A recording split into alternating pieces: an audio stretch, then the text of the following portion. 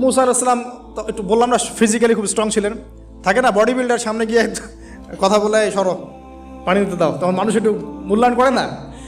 তো মুসা আলাইহিস সালাম এভাবে পানি নিয়ে দিলেন এবং বাছুরদেরকে পানি পান করালেন, করিয়ে গাছের নিচে এসে বসে আছেন। বসে বসে তিনি দোয়া করছেন, এই যে দোয়াটা তিনি দোয়া করছেন, রব্বি, একটা নেক কাজ করলেন, নেক কাজ করলেন না, মানুষের উপকার করলেন, নেক কাজ করে এসে গাছের নিচে বসে দোয়া করছেন, আল্লাহ এখানে তো আমার খাবার পানি বাসস্থান কিছুই নাই, আমি কি করব।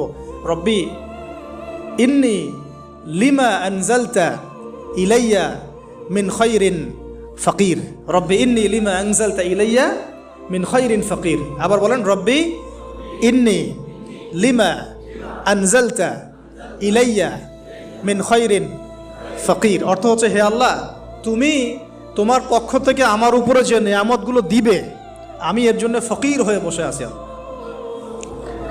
অর্থ বুঝে পড়বেন ভাই, নামাজ রোজা